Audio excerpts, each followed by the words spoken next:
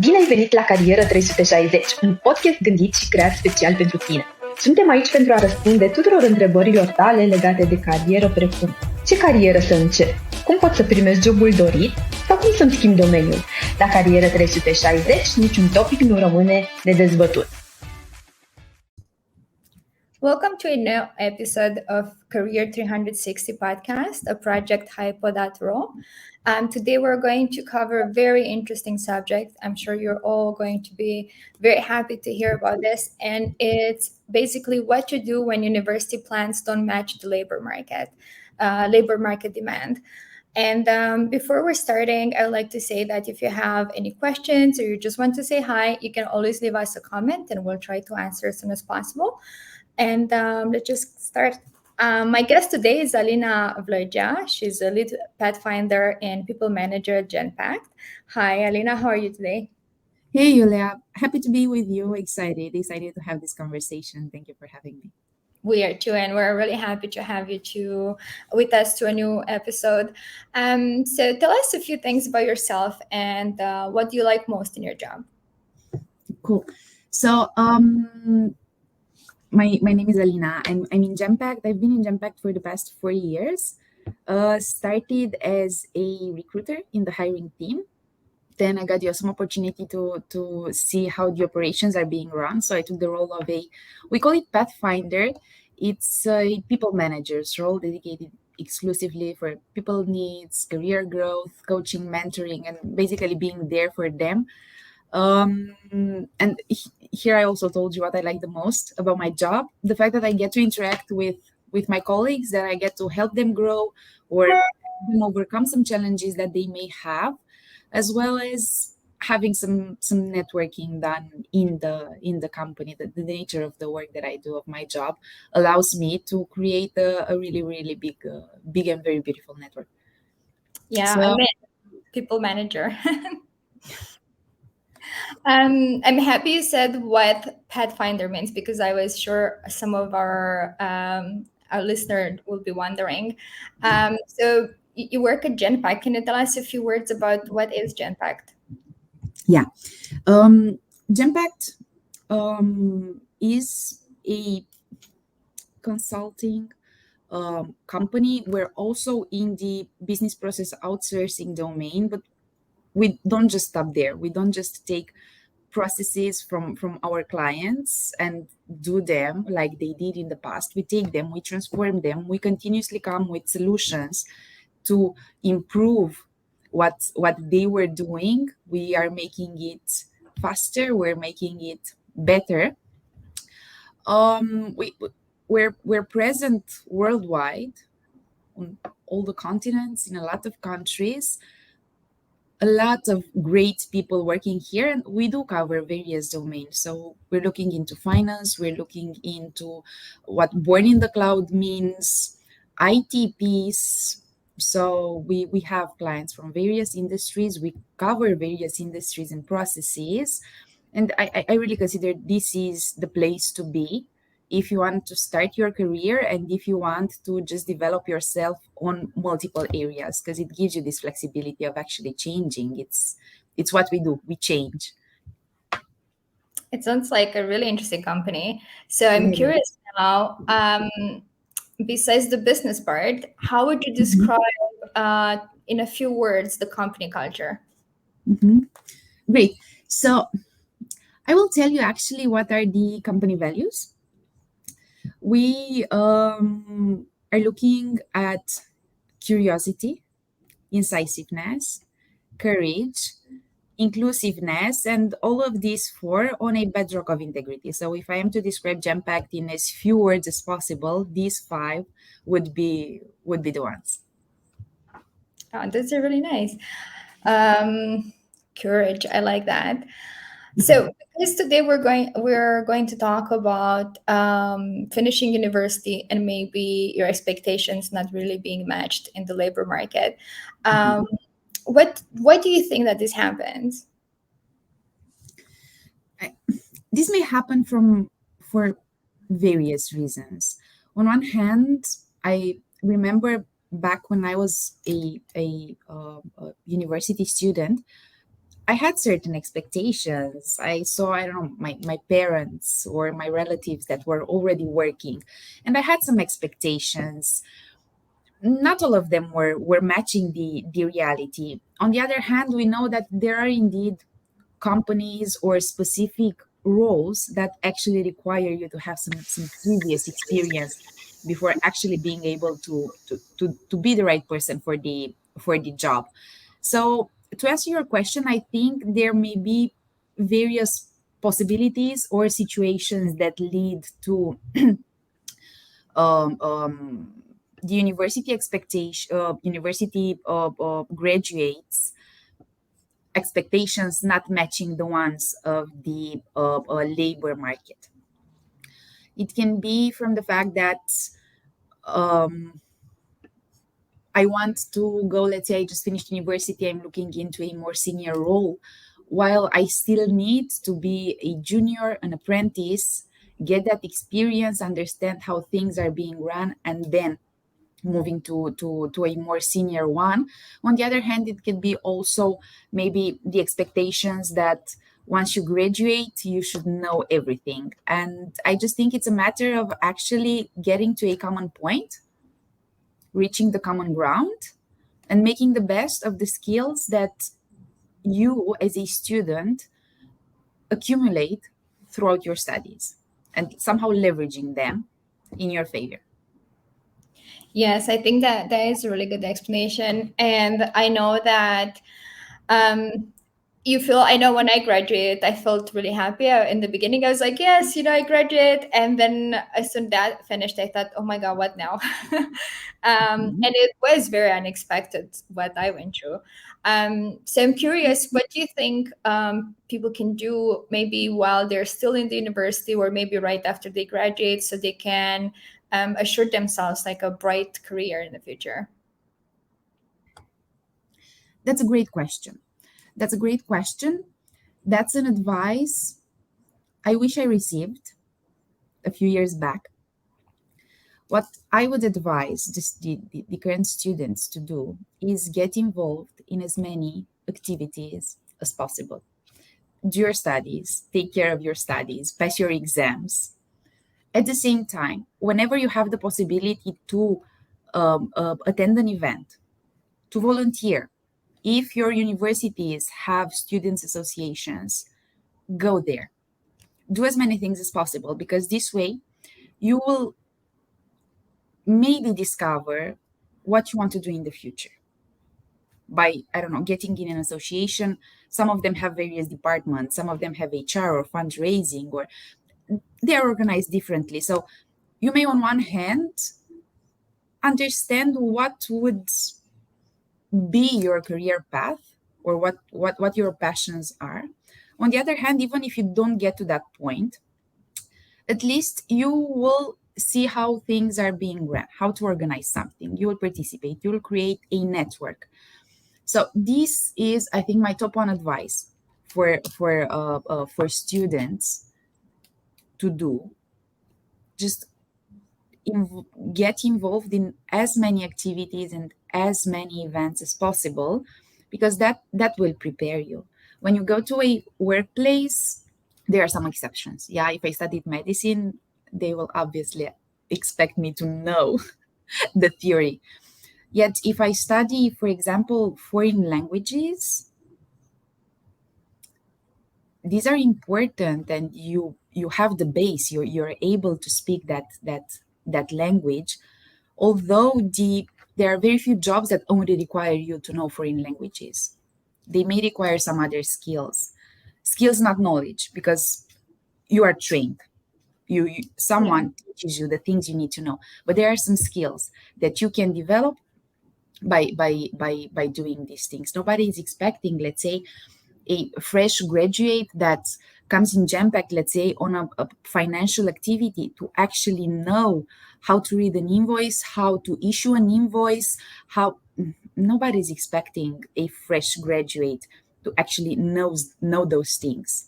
But getting to know your way around the systems, finding solutions, um, um, um, having a solution oriented mindset, these are things that you could acquire, skills that you could acquire also during the studies.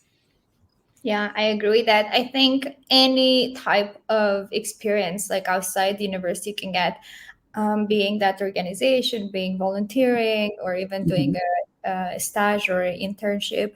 I think it's really valuable, not just because you're learning new skills, but also because you can figure out if you like what you're doing. So, and the earlier the better. Maybe you started in university, and Mhm. then when you are part of a department that is doing what you're supposed to do at the end of university, you realize, oh, this is not really what I'm interested in. So I think that is really great advice. And how do you think somebody can mention and use the strengths they acquire outside university or during in their CV? How can they pinpoint and make that obvious? So first things first, mention the experiences in your resumes. Then draw some conclusions. I volunteered in this event. I helped my university organize, I don't know, open doors for my university. I acquired some organizational skills. I learned how to do this. I improved my speed to outcome. I managed to solve a significant, let's say, number of issues in a very brief period of time. So it's important to mention your experiences and what exactly you learned from there. What what skills you think you managed to improve by participating, by organizing those respective activities or events. Yes, I understand, not just to mention what you did, but also explain a bit what did you gain at the end of that. Yeah, yeah. That's really good advice. Um, Mhm.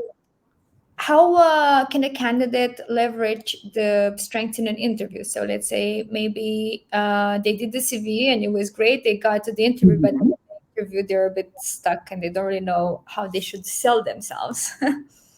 Yeah, this selling ourselves in interviews is something that's so for some of us it comes natural. Some of us are natural storytellers. Some of us know exactly how to say, what to say, and how to position ourselves. The rest of us need to learn how to do that. So it's important to mention those things, as you said, Julia. I created my resume. It's fantastic. It got me an HR interview. What do I do next? It's important to exactly know how to leverage them, as in, if I have an interview for a role that requires my attention, that requires me to actually uh, uh, look into things in depth. Yeah, I'm working with numbers, I'm working with invoices. This isn't the type of role where you can just go superficially and run through them. It's important to make sure that everything is in its place. If I have an interview for this type of role, I I should make sure I let the recruiter know that I am an analytical person, that I am good with numbers, that I am paying attention to details. So I should be insisting more on these things rather than telling them that I am, I don't know, very good at working fast. Because sometimes, and this can be a misconception, but sometimes if I tell them I work fast, I may not emphasize and stress enough the fact that while I may be working fast, what's interesting for you and what's important for you is the fact that I pay attention to numbers. I pay attention to the details. And this is important for your job. So, how to leverage our skills in the discussions, make sure to bring them forward and relate them to the need of the role. Just making sure that they are matching together. Sometimes the recruiters they are matching them based on the discussion. If you just make it easier for the recruiter, it's going to be a more pleasant discussion for you as a candidate. It's going to be a more pleasant discussion for me as a recruiter, because I also see the fact that you care, you actually pay attention to what the role requirements are, and you're actually thinking how you can leverage what you have based on what you need, and how you can apply what you have based on what we need. It's not just homework for me to try and match your skills with my requirements. So I think that's the best way to bring any quality or skill forward, trying where possible. Sometimes this is not possible, but trying where possible to actually match them and come with examples. Yeah, that makes a lot of sense.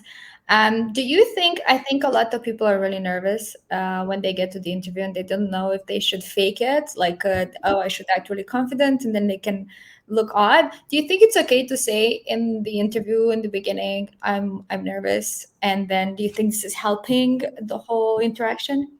Yes. Yes, I encourage everybody to be as honest as possible during the interviews, because you may fake it, you may pass the interview, but that's not it. That's just the first step. Then you'll actually start working. Hmm. What will you do then? You'll obviously be nervous. It's important to mention and be honest from the beginning. I'm nervous. This is my first interview. I'm nervous. I'm always getting nervous during discussions. It's important for the recruiter to know, because recruiters are recruiters or hiring managers. We are human.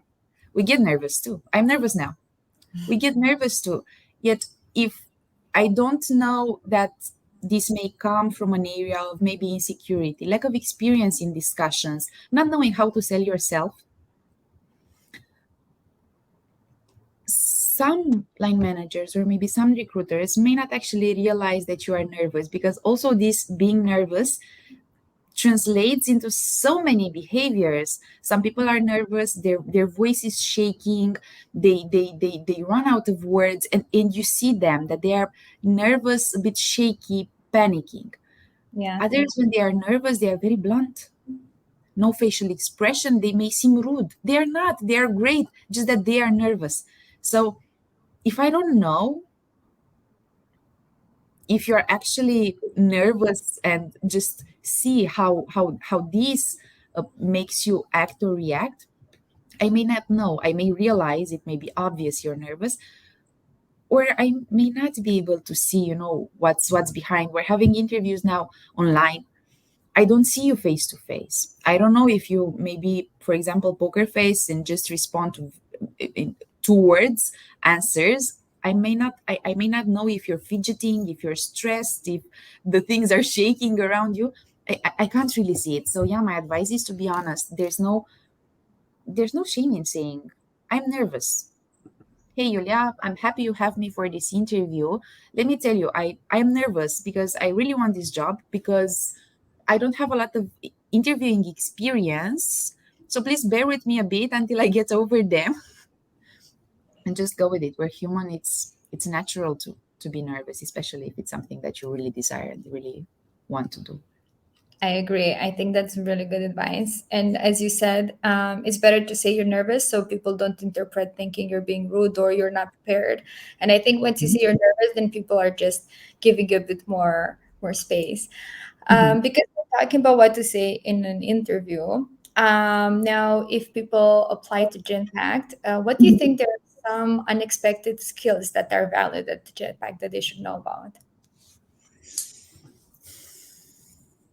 There can be a lot of things, and I'm trying to find something that isn't mentioned in the values that we have. I may not be able to do that. I will start with courage. I said that one of Gempact's values is the courage, especially because we do have some senior roles. We also do have a lot of roles and opportunities where we don't expect our candidates and our future colleagues to have years of experience. They can be students. We have colleagues that are still studying. We have colleagues that are freshly graduate. We're looking into this courage of stepping into the unknown, taking risks. I don't know how to do it. I want to do it. I want to learn. I'm courageous enough to just throw myself into something that has nothing to do with what I believed I'm good at, or what I was expecting to do, or what I did until now. So there is this courage thing. And I will give you an example. we had someone that actually in some of the teams was a bit uh, not necessarily unhappy, but thought that the way some things were being done, we could have done them better. So at a certain moment, we get a proposition. This that person had the courage to actually see what could be done better, think, design, and I think Julia will be back in a minute, but I will keep on answering the question by then. That person that I was telling you about took time to see what could be done better. Welcome back.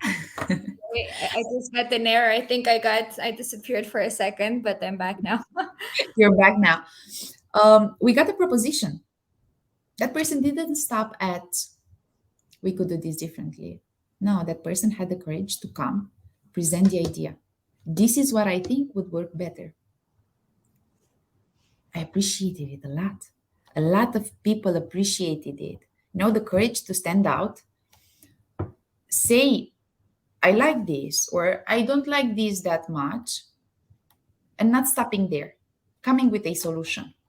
Also, yeah, someone that is solution oriented. Sometimes the solutions that we have may not be the best one, and that's normal.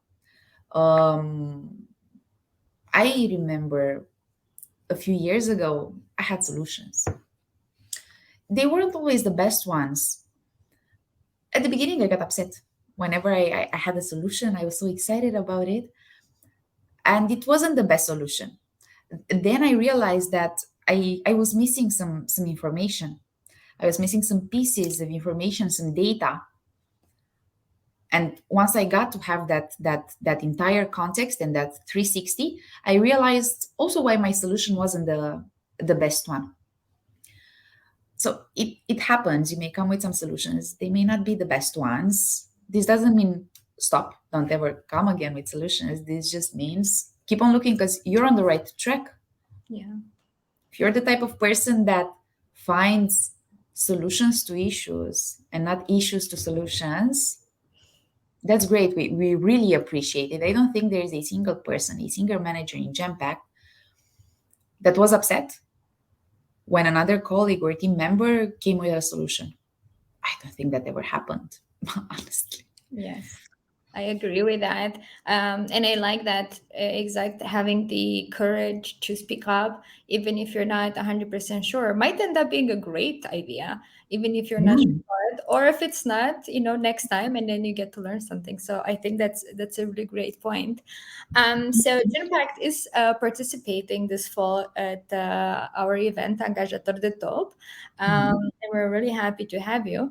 And besides that, or do you want to say something more about that? Or are there any other interesting, exciting projects happening at Genpact? Oh, there are a lot of interesting and exciting projects at Genpact. We're always doing something interesting and we're always doing something exciting. I remember a few years back when we participated to this job fair back when it was happening in presence, in person, we had a robot. And I was thinking, whoa, we can't go above that. Yeah, we did. And we keep on going above that. So we keep on expanding ourselves. We are constantly and continuously in increasing ourselves. Starting last year, we're also present in South Africa. We keep on doing new things. We keep on looking at things from a different perspective. We're so last a few years ago, we were looking at data. We were learning to see the data that we have behind. Then we moved further. Okay, now I know how to look at the data. What's next? Let me interpret the data. Let me look into predictions. So we are constantly having these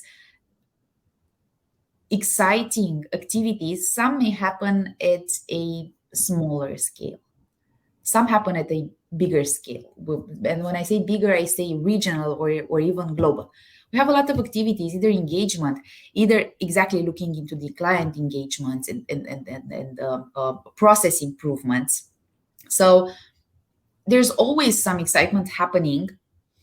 Actually, a few days ago, s- there was something great happening yesterday in the building. We did have some students that were interested in learning about HR. So they came, they saw what the HR department means, various teams in the HR department. And our HR leads were there with them. For me as a Gempact employee, was actually great seeing a group of people with a lot of excitement in their eyes and actually feeling proud that I am part of Gempact and I am part of a company that gives me the possibility to participate in so many events and so many activities. I don't know.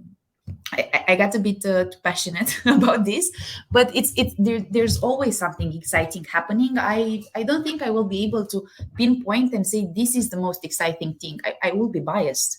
I will be biased because I'm not very much maybe into data analytics, and I know that my colleagues are really awesome at working on tools and projects related to this. So I may be more excited about people related projects, although I can tell you for each and every type of interest that you may have, there is something exciting happening in Gempact. Always.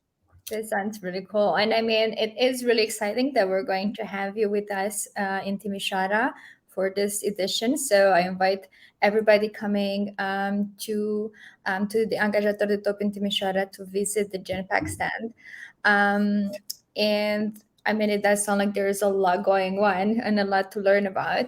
Now, I'm curious about you because we're talking about starting a career, being in the beginning. I'm curious, what is a challenge that you had to overcome in your career? Oof. I think it was the moment I moved from a recruiter's role into the operations and I took this people manager's role. I had little to no experience in actually managing. I was in the students association. We were students, we were colleagues. It was a different environment. Yet my manager, my then manager saw something, saw some skills, saw the fact that maybe I may be good at organizing, I may be good at encouraging people, being there for them, finding solutions for them. So she proposed this awesome opportunity to me. I took it. If I look back then, I think I was a bit not rushed, but not 100% aware of the step that I was taking. And then I found myself in a position where I had to cover some and fill some very big shoes. And I think that was the biggest challenge,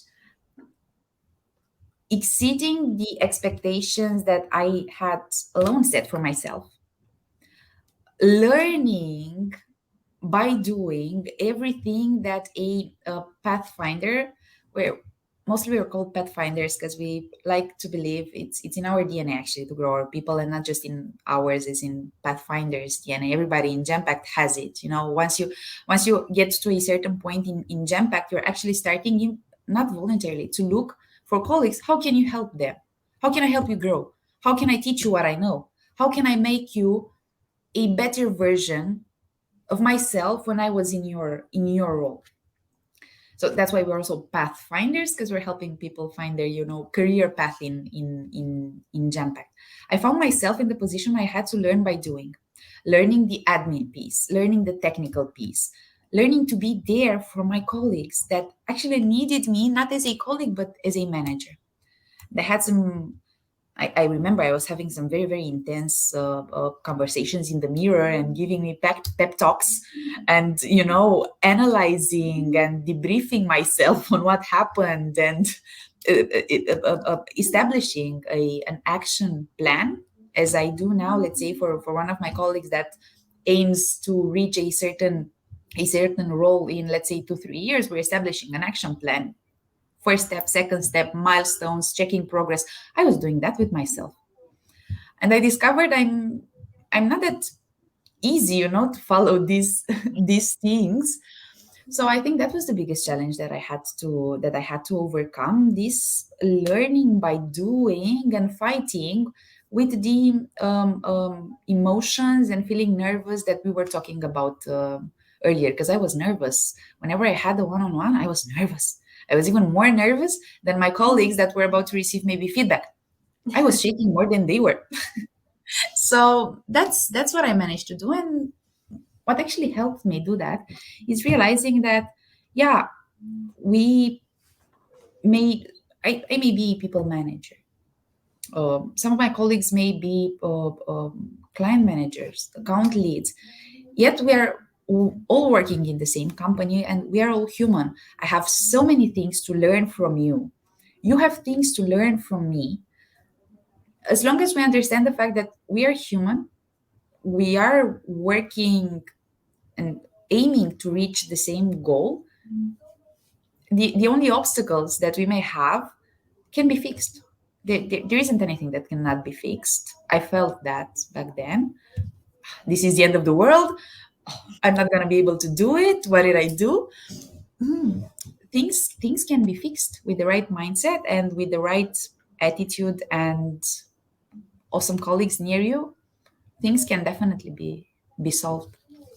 I agree, and I like a bit just the idea that you mentioned that you would give pep talks to yourselves, to yourself. I think that's awesome. I mean, I've done that before, and I think that a good manager is also one pushes you a bit to do something you think you're not capable, but then you get to learn and be like, okay, I can actually do this.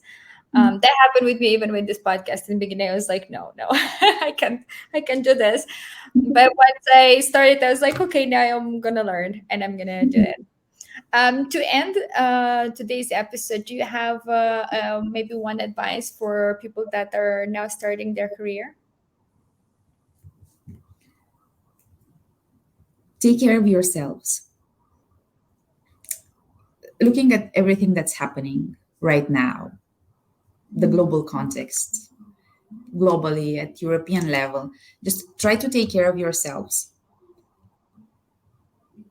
Do anything that you can do to find a job that allows you to wake up in the morning being excited, that allows you to go back home after 5 hours, 6 hours, 7 hours, 9 hours of work, feeling good about what you've done, and try to find purpose in your role. At the beginning of your career, there are some people that actually start their career with a role that they manage to find meaningful from day one.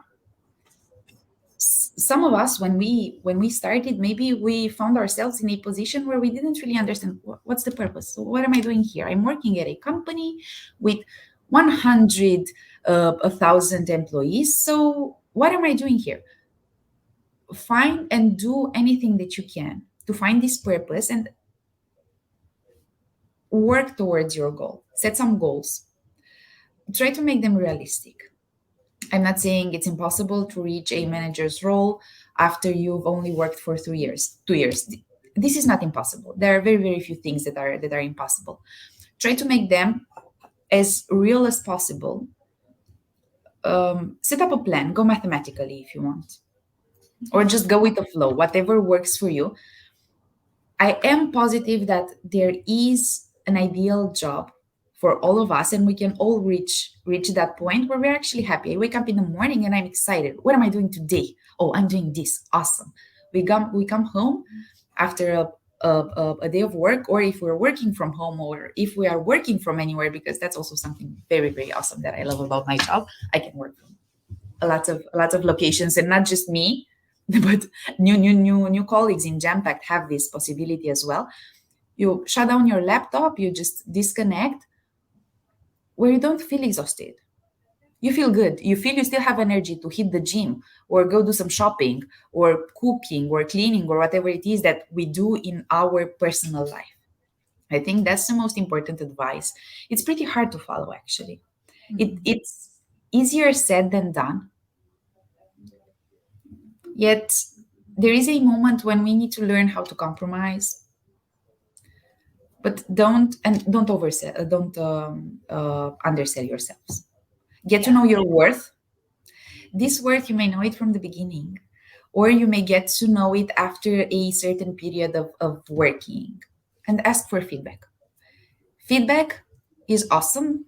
Communication is the key. We all hear that. It's already something that we may no longer believe. We just say it's something that needs to be said. Honestly, communication is the key. Asking feedback and giving feedback are some of the best things that can happen to someone at a workplace or even in our personal lives. And strictly professionally speaking, this is one of the best things that can happen to someone, not just at the beginning of the career, but always. You may have 20 years of experience. Getting feedback and giving feedback is really awesome because it helps you see maybe some things that you didn't see in yourself. It helps you boost your confidence. It also ensures the fact that you're on the right track. You may not know, am I doing the right thing? I think I am. You know, it Yes. that so asking for feedback and ensuring that you actually do anything that you can possibly do to feel this joy and this purpose of your job. I think these are the most important advices that can be applied to any sort of role at any level of experience. Yes, I like that. That is some really great advice. And thank you, Alina, for accepting our invitation. For the ones listening, you can make sure to visit Genpact stands at Angajator de Top on the 29th, 28th and 29th October at the Centro Regional de Afaceri Timișoara. And there you can apply to all the positions and have some more information about the company as well. And thank you for being with us today. And I wish everyone a wonderful day. Thank you. Thank you, everybody, for attending. And thank you, Julia, for having me. It's been a pleasure. I must confess, I was telling you I was nervous. I feel like I could do that for the rest of the for the rest of the day. All emotions are gone. Really, thank you very much for having us with you. It's been a pleasure. Thank you to Yeah. everybody that attended, and yeah, please make sure to visit our stand. My pleasure. Ciao. Bye.